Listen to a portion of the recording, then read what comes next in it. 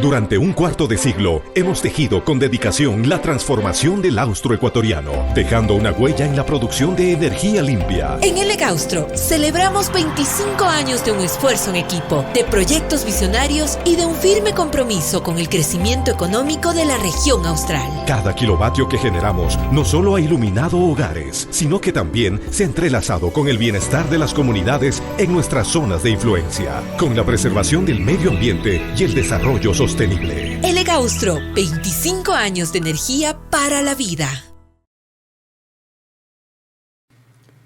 Saludamos al economista Osvaldo Erazo, director ejecutivo de la Cámara Nacional de Distribuidores de Derivados de Petróleo en Ecuador. Le saludamos, ingeniero Erazo. Quisiéramos conocer su punto de vista de algo de lo que se comienza a considerar como una crisis, y más allá de una crisis, se vislumbra un posible colapso en el sector energético del país, relacionado muy de cerca, por supuesto, con hidrocarburos y con la electricidad. ¿Cómo ve usted la situación? ¿Qué es lo que está pasando? Don Gustavo, qué gusto saludarle y a través suyo un fuerte abrazo a toda su distinguida audiencia. Sí, estamos en medio de una crisis energética. La crisis energética aquí en el país se siente desde varias aristas, ¿no es cierto? La una, de que estamos con una producción petrolera a la baja, sí, primero. Segundo, lo poco que estamos exportando está con precios internacionales del petróleo con tendencia a la baja, ¿no es cierto? Los especialistas eh, señalaban de que iba a haber un incremento de los precios del petróleo en el segundo semestre de este año, pero lastimosamente no fue así. Hay varias circunstancias, ¿no es cierto? La debilidad en la demanda de China y por el otro lado de la oferta, en cambio, que la OPEP está dispuesta a producir más para recuperar participación del mercado. Eso por el lado del petróleo. En la parte eléctrica, ¿no es cierto? Lastimosamente ha crecido también mucho la demanda de lo que es electricidad y en cambio la oferta no ha crecido en la misma proporción. Estamos con un déficit, ¿no es cierto? Y este déficit no es de coyuntural, no es solo porque estamos en medio de este estiaje tan fuerte. No, esto ya viene desde años atrás. Y esto se lo va a sentir, eso sí, más fuerte a partir de octubre aquí en el país. Tenemos problemas en lo que es infraestructura, ¿no es cierto? Entonces, cuando nosotros estamos hablando de política petrolera, política energética, no es solo incrementar la producción petrolera, sino que hay que fijarse de toda la cadena de valor, todo lo que es la prospección. Queremos incrementar la producción, pero no incrementamos las reservas, no buscamos si hay o no hay. Nos damos el lujo de cerrar un campo petrolero proporcionalmente. Entonces, si estamos con una tendencia a la baja, sin que se considere todavía el cierre del ITT, o sea, la situación energética sí está mal, sí está No hay, por considerablemente. tanto, esto deduciríamos de sus declaraciones, una visión estratégica de este sector fundamental para el Estado por parte del gobierno. Claro, o sea, aquí es ver el problema de forma integral, ¿no es cierto? O sea, por eso yo hablaba de la cadena de valor petrolera, pero eso es solo una parte de todo lo que es la parte energética. O sea, el país tiene que buscar una planificación. Y para eso hay que tomar en cuenta, se debe planificar, se debe buscar un equipo técnico, se debe dar recursos, ¿no es cierto? Y aparte de eso también, o sea, es una cuestión que no es de la noche a la mañana, es una planificación dentro de un tiempo. ¿Por qué? Porque también eso dentro de toda la cadena de valor se siente en el consumo de los combustibles. Si nosotros analizamos qué fue lo que pasó con el consumo de los combustibles en el primer semestre de este año, comparando con el primer semestre del año pasado, nos vamos a topar de que, por ejemplo, hay un menor consumo de combustibles. ¿Por qué? En enero el país el gobierno declaró conflicto armado interno, ¿no es cierto? Y eso hizo de que la movilización, la distribución, la comercialización se disminuya. Y obviamente hubo una disminución del consumo de combustibles en un 10% en enero. Normalmente, si es que ya no crece, ya es una alarma, ¿no es cierto? Porque normalmente de un año a otro año el crecimiento es de un 3-4% en el consumo de combustibles, pero en enero hubo una reducción del 10%, o sea, hubo una menos distribución, una menos comercialización, un menor intercambio. Entonces, ese era Es un lo que está llamado. pasando, no solamente con los combustibles, hay esa evidente desaceleración de la economía que afecta a todos los sectores. Hay una desaceleración de la economía, ¿no es cierto? Hay una disminución de las ventas globales, que eso ya no lo anunció, ¿no es cierto? Hay datos oficiales que hay una disminución en las ventas, ¿no es cierto? Pero también eso disminuye, va de la mano con el consumo de combustibles, porque el consumo de combustibles es un reflejo de lo que está sucediendo en la economía. Y eso le decía, en enero hubo una disminución. En abril hubo una nueva disminución del consumo de combustibles. ¿Por qué? Porque en abril hubo el incremento del IVA del 12 al 15%. Entonces hubo una situación de que hubo un incremento de precio y eso afectó en el consumo, menores ventas, menor consumo de combustibles. Y si seguimos nosotros analizando, llegamos ya a julio, cuando ya se incrementan los precios de los combustibles, ¿no es cierto? También hubo una reducción en el consumo de combustibles, principalmente una reducción en el consumo de lo que es la Ecopaís, que tuvo dentro de los combustibles el que mayor disminución en su consumo tuvo. Ahora, cuéntenos históricamente qué es lo que ha sucedido, ingeniero Erazo, en la última década. Recordamos esos años de bonanza que duraron hasta el año 2014, luego el 2015, vino ya una caída drástica de los precios del petróleo que puso en problemas al gobierno de Ecuador. Pero tomando como referente el 2014, al presupuesto general del Estado ingresaban unos 3.300 millones de dólares por el sector petrolero. Y han transcurrido 10 años, una década, y esta cifra es aproximadamente 2,5 veces menos, apenas unos 1.300 millones comparados con esos 3.300. ¿Qué es lo que ha pasado en esta década? Bueno, en el 2014 tuvimos precios altos del petróleo, ¿no es cierto? Se llegó hasta los 130, 138 dólares. Después, este momento estamos nosotros con un precio del petróleo, el WTI, en 67 dólares, que marcó estos días.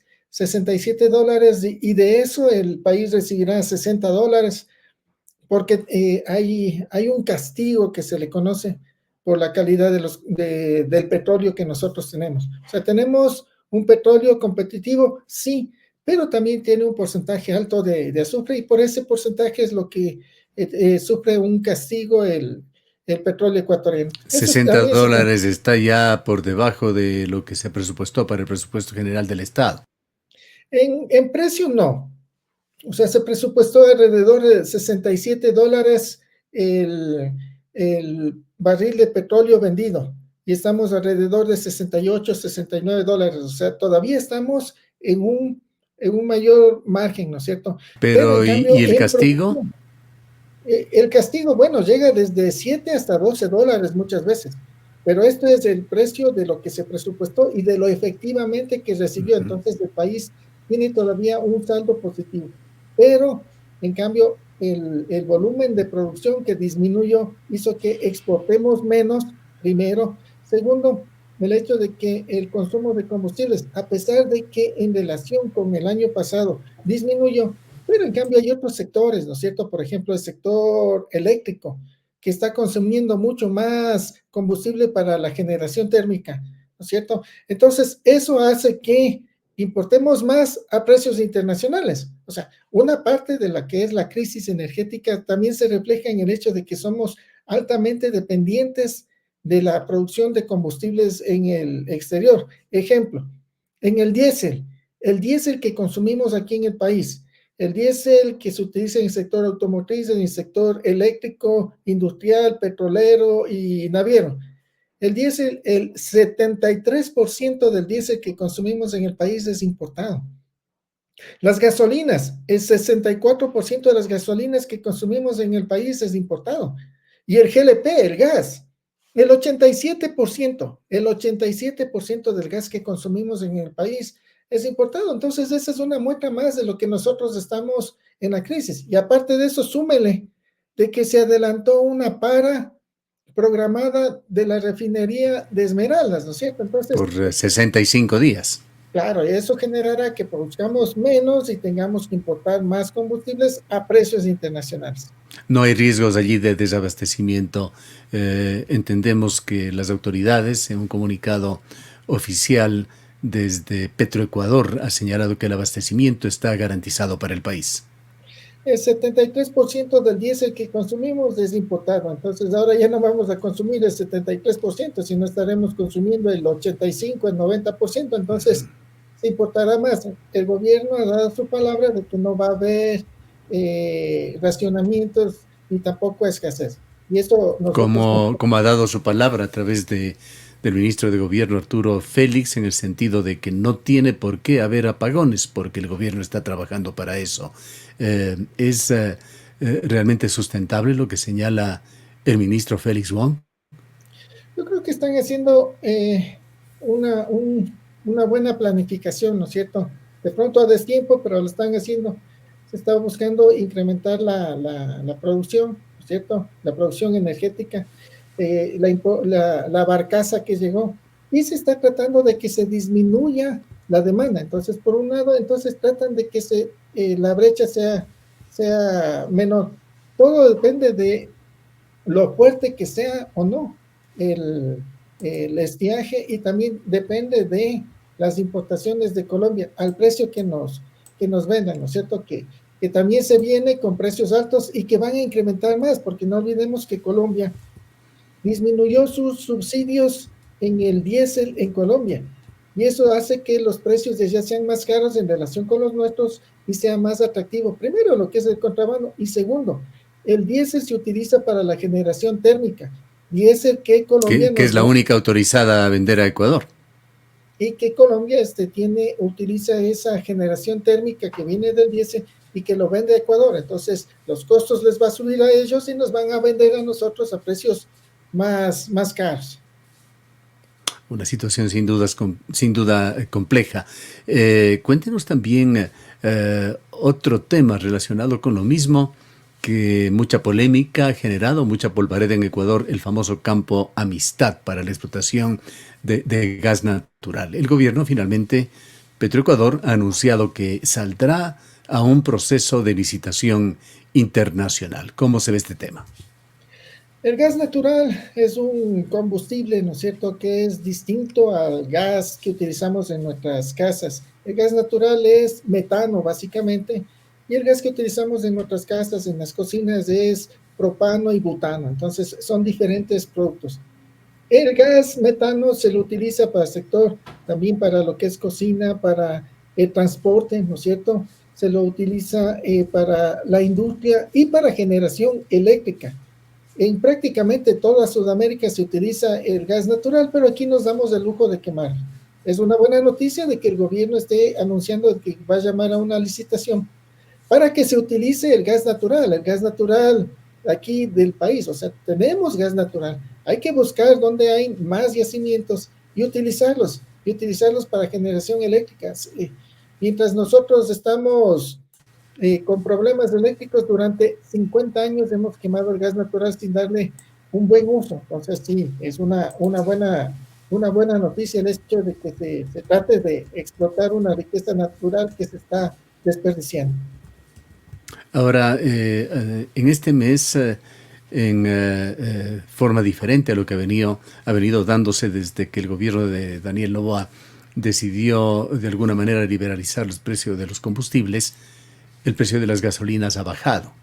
¿Cuáles serían las razones para esto? Bueno, primero hay que tener en cuenta de que la comercialización de la gasolina super ya se venía dando desde diciembre del 2018 a precios liberados. Entonces el consumidor de la gasolina súper ya estaba acostumbrado a que sube el precio, baje el precio, suba el precio, baja el precio, ¿cierto? Pero en cambio, desde el 28 de junio de este año, ¿no es cierto? Hubo primero dos incrementos sostenidos y ahora hubo una disminución del precio. Aquí llama la atención algunas situaciones. Primero, aclarar de que el precio está en función de la variación del precio internacional del petróleo. Si baja el precio internacional del petróleo, bajan los combustibles, los precios internacionales de los combustibles, de los cuales somos altamente dependientes, y obviamente bajan los precios acá porque está liberado los precios. Pero si está liberado los precios, ¿no es cierto? Como dice el Ministerio de Finanzas y como dice el Ministro de Finanzas, ¿por qué la tabla de subsidios de Petroecuador de este mes que publicó el día de ayer, ¿no es cierto? La gasolina extra sigue subsidiada en 30 centavos, pero bajó el precio a 18 centavos. La gasolina extra con etanol, la Ecopaís, está subsidiada en 47 centavos por galón, pero bajó 18 centavos. O sea, como que alguien no está manejando bien los datos, o el Ministerio de Finanzas o Petroecuador, porque por un lado bajaron los precios, pero todavía sigue, según la tabla de Petroecuador, subsidiado. Eso daría a entender de que en realidad está sin subsidios los precios. Entonces, Petroecuador, si es que Petroecuador está equivocado, ¿no es cierto? La tendencia sería de que el próximo mes se mantengan los precios de las gasolinas o que bajen los precios de las gasolinas. Sí, gasolinas que son distribuidas por el sector de la distribución de combustibles y que hasta el momento no tiene una reunión con los ministros de los ramos. Bien, volviendo quizá al tema que más preocupa a los ecuatorianos y que es una amenaza inminente, una espada de Damocles, los cortes de energía. Más allá de los anuncios del ministro Félix Wong, del optimismo que intenta inyectar el gobierno sobre este tema, hay realidades. Hay 1.000 megavatios que son deficitarios de Ecuador, de lo cual se ha cubierto, según los expertos, un 30%. Ese otro 70% no es cuestión simplemente de decisiones, de decidir comprar más a Colombia o comprar más a Perú o generar energía eléctrica de un momento para otro de fuentes alternativas. Los proyectos hidroeléctricos son industria compleja, la producción petrolera requiere grandes infraestructuras, de proyectos de licitación, etcétera, etcétera. Conocedor como es usted del sistema energético del país, ¿cuáles son las posibilidades reales de que el país pueda escapar de los apagones? Y si no es así, ¿a partir de cuándo se darán? ¿Cuáles serán sus efectos sobre la productividad de este país en crisis?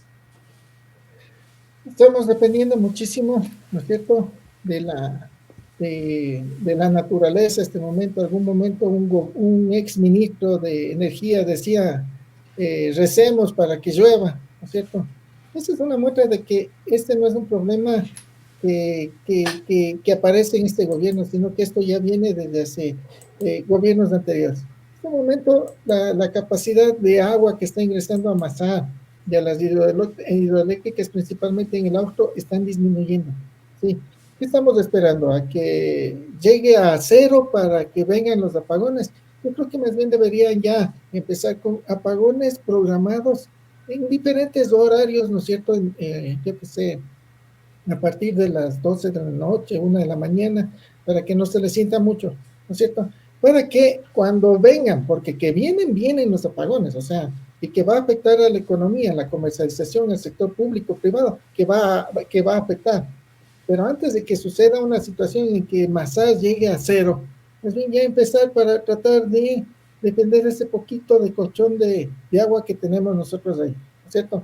Y planificar ya a mediano plazo y a largo plazo ya situaciones reales, porque no olvidemos de que el año pasado, en abril del año pasado, ya se utilizó 500% más de combustible para el sector eléctrico. O sea, la emergencia no es de este ratito, la emergencia no es hace 6 meses, la emergencia ya viene desde años atrás. ¿Y cuál debería ser la actitud del gobierno y también la visión de quienes pretenden llegar ahora la presidencia de la República convirtiéndose en gobierno sobre las medidas a adoptar que tienen que ser inmediatas, urgentes para evitar ese colapso en el sector energético del Ecuador. Colapso en el sector energético tenemos, o sea, ya lo vemos nosotros, una de las muestras es lo que está sucediendo en el sector eléctrico. El gobierno, entiendo, está optimista, ¿no es cierto?, de que no hay problemas, pero no olvidemos de que el estiaje normalmente empieza de octubre y dura hasta febrero más o menos. Pero ya en septiembre ya estamos con problemas, ¿no es cierto? O sea, no podemos seguir dependiendo de la naturaleza. Debemos nosotros depender de nuestra propia generación térmica. Primero, todo lo que es darle mantenimiento a lo que son las térmicas nacionales, ¿sí? Segundo, las hidroeléctricas, darle mantenimiento a lo que tenemos. O sea, primerito, darle un mantenimiento a lo que ya tenemos. Y de ahí sí empezar a crecer y pensar en nuevos procesos. Me parece genial de que el gobierno esté anunciando de que va a subsidiar la electricidad hasta 180 megavatios. Con eso lo que está buscando es que también se reduzca un poco la demanda, ¿cierto? Tenemos problemas con la oferta que está a la baja, con una demanda que está en alza. Sí, me parece bien que esté motivando a que el consumidor sea eficiente en el uso, ¿cierto? Que es lo que se está viendo este ratito en el consumo de las gasolinas por el hecho de precios más altos. Bien, queremos agradecerle mucho por su presencia, ingeniero Erazo. Don Gustavo, un gusto y gracias por su invitación. Han escuchado al ingeniero Osvaldo Erazo, él es el director ejecutivo de la Asociación de Distribuidores de Derivados del Petróleo en Ecuador.